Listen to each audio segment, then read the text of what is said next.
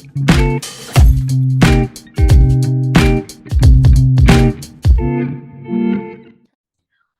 to AMSA's ExpodPod 2023, Two Exchanges and Beyond.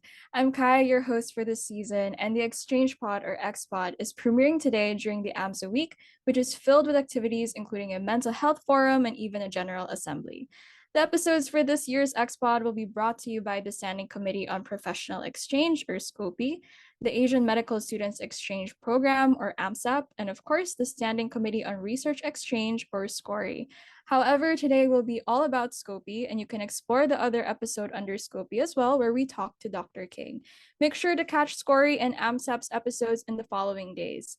A little more about XPod. All episodes will be about exchanges, the what, when, and hows, and the experiences of our speakers as well as their learnings. So grab your favorite comfort food or drink and get cozy as you listen and learn from today's episode. So without further ado, I know all of our listeners are excited for today. With me today is Scopy's Deputy Officer of Finance, Janine Chelsea Tan. And before anything else, I'll be passing over the platform to Janine so she can introduce us to our special guest for today. Thank you, Ate Kai. Indeed, our special guest for today is currently a third-year student in St. Luke's College of Medicine and a former AMSAT head in Sagip Bayan student group. Now, she's our NEO for Outgoings. Please welcome Ms. Pamela De La Cruz. Hi guys. Hello. Hi everyone. So, first, how are you po? I'm so stressed. Medical school is so stressful. I'm dying, sort of. But I'm fine. I'm fine. It's good. All good. Fighting, ate.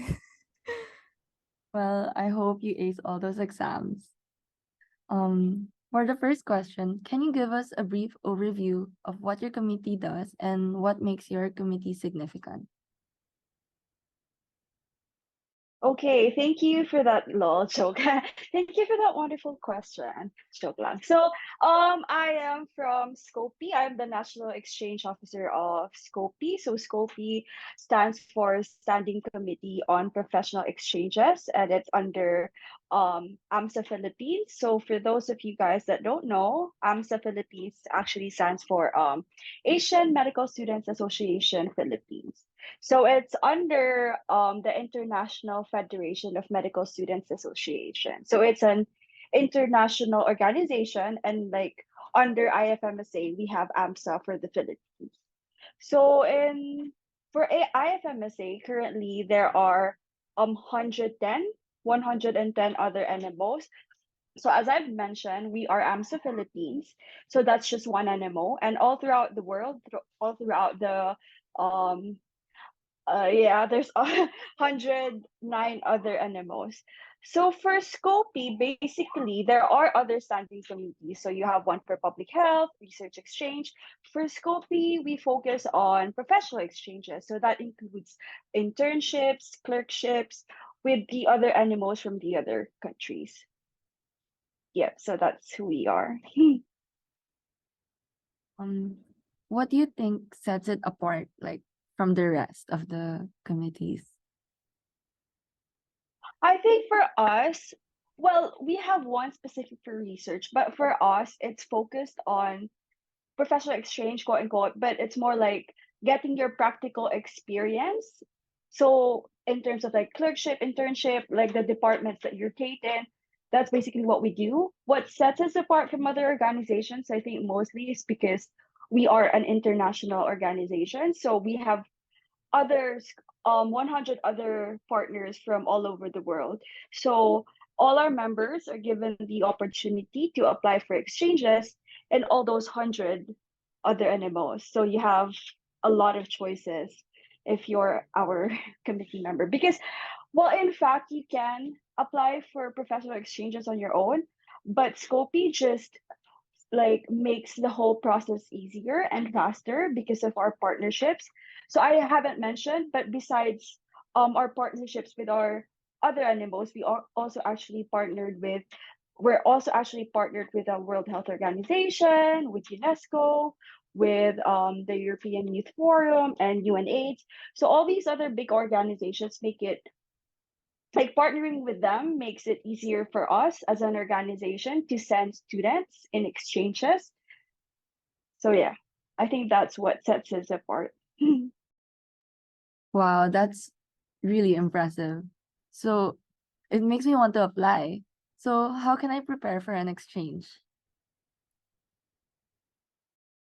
Hmm.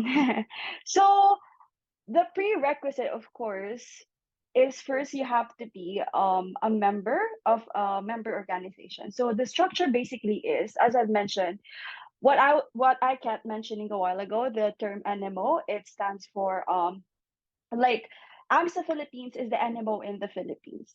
But for the local member organizations, the LMOs, we have AMSA-UST, like you guys. So AMSA-UST is an LMO. So first you have to be a member of an LMO in order to participate in the exchanges of Scope. So that's the prerequisite. And then basically for the application, there will be a two-tiered application. So since the application is for all students throughout the country, because it's AMSA Philippines, you have to first apply at the level of your local member organization. So for that, you have your Leo, which is Shannon. Hi, Shannon. So she's your Leo.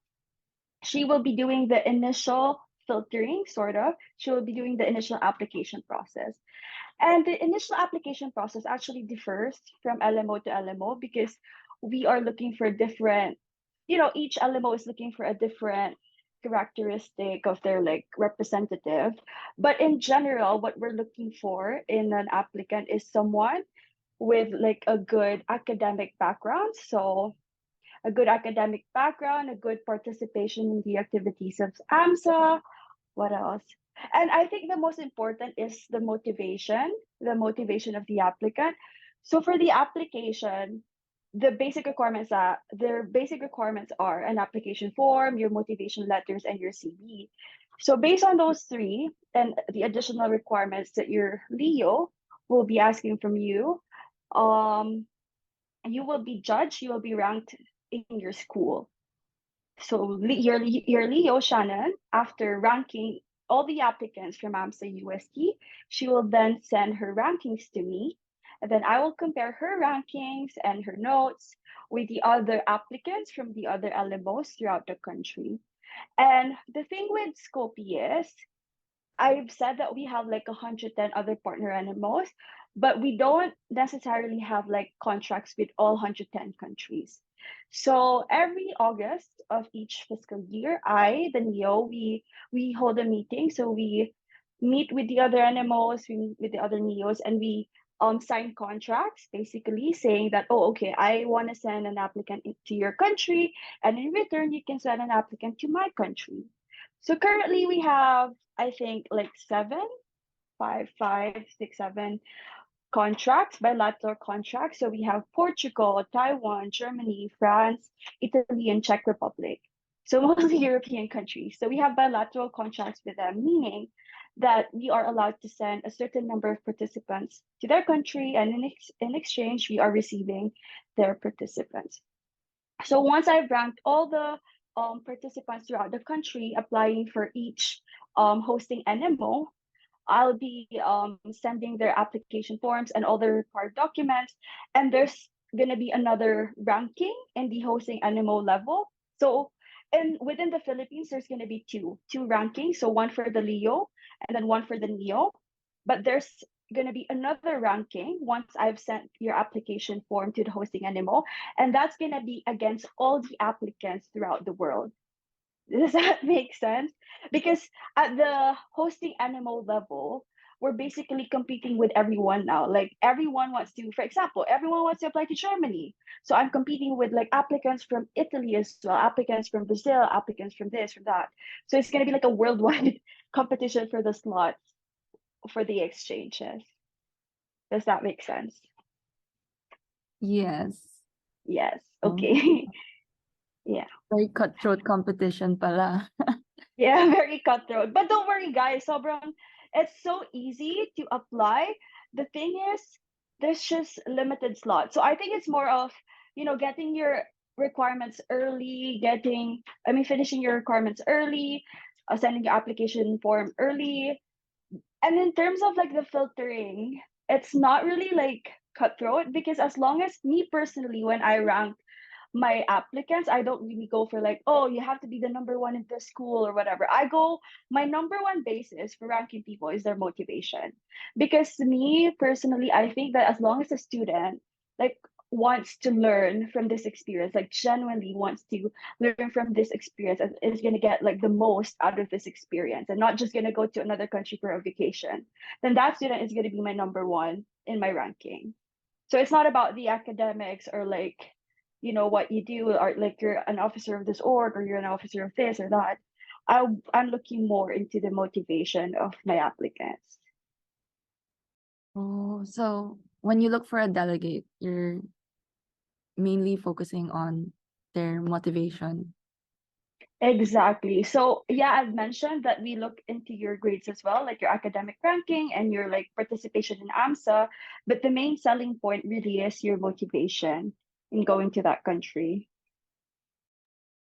Oh, okay. That makes me feel so motivated to try and apply when it gets to the point. Yeah, you should. Don't be intimidated. That's the thing. Like many people aren't even like applying because they're intimidated, but they don't know that because everyone else is intimidated. There's just only like 5 to 10 applicants per year. So imagine if you tried, right? If you tried and you actually got in, because now we have like what, 20 slots, and there's only like 10 people applying because they're scared and they're intimidated. So don't be intimidated. That's the lesson here. Oh, thank you. Of course, you miss 100% of the shots you don't take. What do you think are the benefits of being part of an exchange program? So there are actually a lot of reasons why people apply for exchanges. So me personally, I applied for an exchange myself because I wanna be an international medical graduate. So I wanna practice abroad. So for a lot of countries, it's not a prerequisite, but it's a big plus if you have like an international clinical experience. So that's why I applied. So I think that's a plus, getting your international clinical experience. But at the same time, it's like you have to understand that the different healthcare systems all over the world are not the same. They're not made equally by God. Joke. But also like at the same time, it's just good to experience, what medical education is like for them, how they train their future doctors, and there are a lot of things that they provide, like in terms of equipment, in terms of like facilities that sadly we don't have in the Philippines. So yeah, it's just elevating the whole medical experience, your whole practical experience.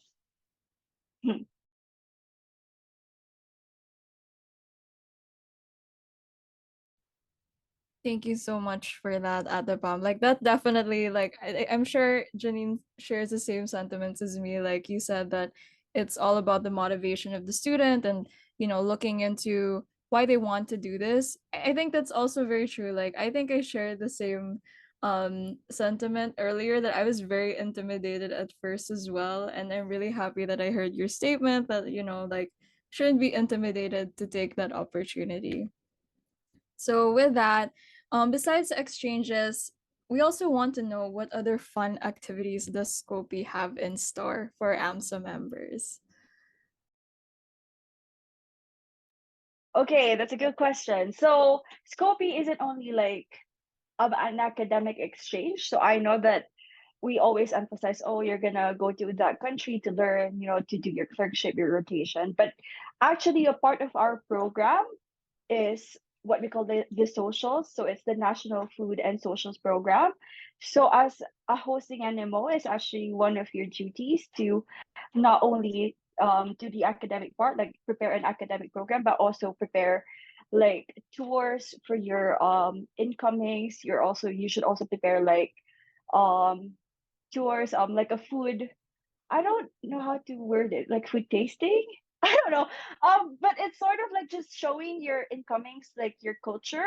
So your food, the food that you eat, the places that the locals go to, what's so nice about that country, the tourist destinations, all that stuff. They're actually required to also prepare that part of the program. So it's 90% academic and 10% socials. And besides that, all the NMOs are also required for the incomings. They're also required to give an a training program. So like sort of when they arrive in their hosting country, they're also gonna undergo like a pre like upon arrival training. So they go through orientation, they go through like other prepared activities other than the rotation. So you have for other NMOs, they prepare basic life support training. For other NMOs, they prepare like reading ECG, stuff like that. So it's really different for each hosting NMO, like what they're gonna prepare for you. But in general, it's gonna be like a mixture of your rotation, like a fun socials part, and then also like other medical activities. So yeah.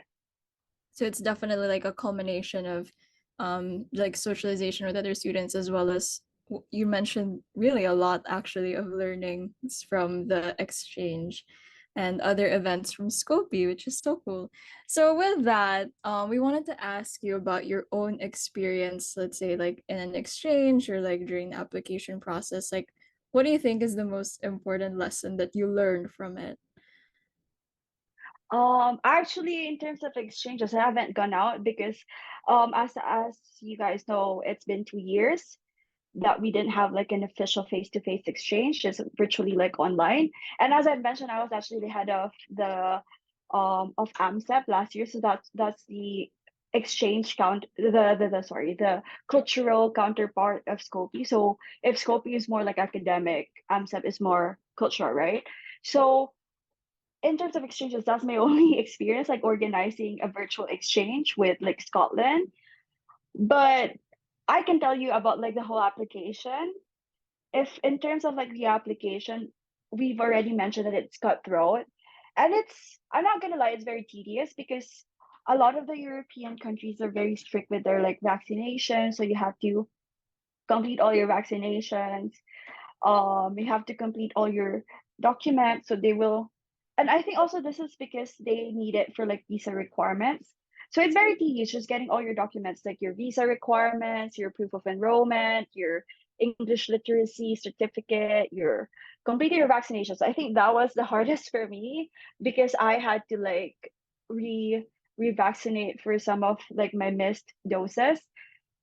So yeah, and you know how it takes a while, like you have like intervals for your vaccination doses. So I think that was the most tedious part, just completing my health form. But other than that, it was quite smooth. It was like quite a smooth process. And I think another thing that I had like a hard time finishing was like the motivation, because in each country you're gonna be asked to submit like a motivation letter for like choosing this department. Oh, I forgot to mention. So at my level, at the NEO level, you're not yet gonna choose your department. Once you're accepted at the NEO level in your application in the hosting NMO, that's when they make you choose your department and the city that you want to stay in. And that's when they make you submit another round of motivation for like, oh, I'm choosing surgery, or oh, I'm choosing dermatology, or whatever, whatever.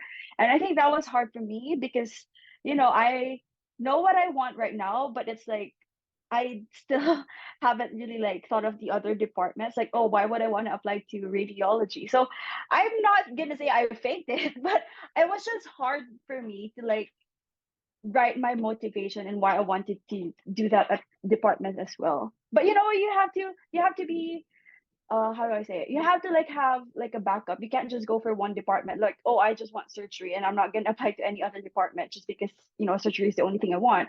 Because as I've said, it's a competition throughout the world. So you have to have like backup departments. And it was just hard for me writing my motivation of why I want to go to this department that I'm not really interested in.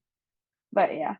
But that's overall that's the only thing that I found hard. Everything else was smooth sailing from there.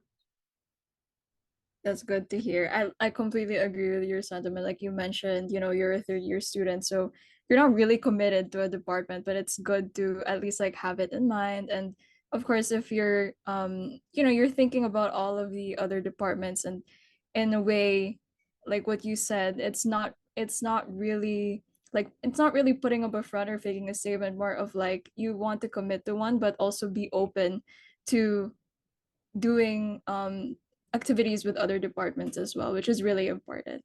So as we And near, yes, oh, sorry, I was just gonna say, now that you mentioned that, actually, another thing, guys, if you're gonna write your motivation letters, as I've said, like, I didn't fake it, but I want you to be as genuine as possible. And I know it's gonna be hard to not feel like, oh, I'm just gonna fake my I'm just gonna fake my genuine interest for this department. But as much as possible, try to find like the genuine reason why this was an interest for you. Like this, even if it's not really your first choice, why you're interested in this department. So for your motivation letters, please be genuine, because the Leos and the Neos can, and the hosting animals can actually see through your letters, because we read like hundreds of those. So just be genuine, and just, be don't be afraid to truly express why you want to go to this country. It can be as shallow as, oh, because I feel like their surgery department is like very high end and very technologically advanced, whatever. Just be genuine.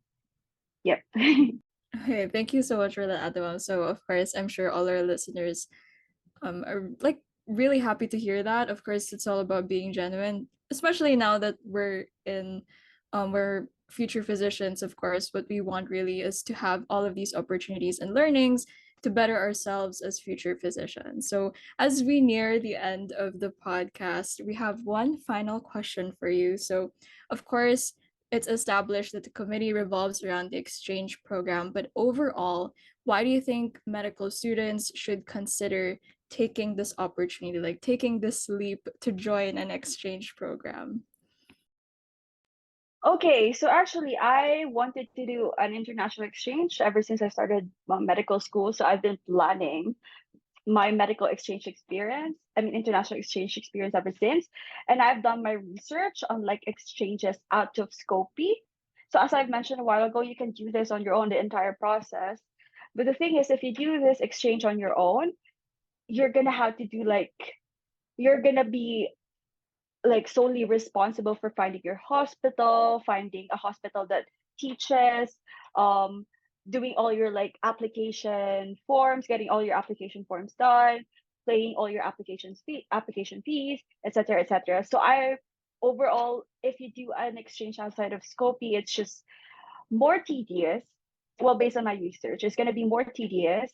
It's going to be more expensive. When I tried to do it on my own, I remember like inquiring, like the outside application fee is like for the one that I applied to in the UK, which I also got accepted in, but they were requiring me to pay like £140 per week. And that's just like the fee for my for my hospital stay. That doesn't include lodging, that doesn't include like my meals. So that's, in terms of fees alone, you're already going to pay much more if you do it on your own, as compared to when you do it in Skopje with a Skopje exchange, which costs around 40,000, and that 40,000 already includes like your boarding and one meal per day. So that's a huge saving. And another thing is, if you do it on your own, you're supposed to find your own advisor in the hospital that you're training in. You're supposed to find your own advisor, you're supposed to find your own department, and you're supposed to like email them separately, as opposed to if you do it in a Scopia exchange where you direct all your questions to one person, which is your Leo. And then your Leo is going to direct it to me, and then I direct it to the other hosting country. So it's more streamlined, the communication, and you don't have to like talk to all these other people, and you don't have to like keep track of all the other things that you have to do, because there's just like one channel where everything has to go through. So I think that's the main advantage, and why I think you should do an exchange with Scopy. The caveat is, I'm not gonna lie, as I've said, because it's easier with us, you're gonna have to compete with other people. But as I've said, don't be intimidated. As long as we see that you have good motivation and that you really are a person who's going to benefit from this exchange program, we are most likely going to accept you anyway. Yep. That's really good to hear, Atabam. Thank you so much for that. So, with this, we will be ending this episode, and I'm sure it's been fruitful and very beneficial for our listeners to gain so much knowledge on the benefits of Scopy. And of course, all about the application process. Atabam really went into the details, and I'm sure that's really going to be helpful for those who want to apply as well.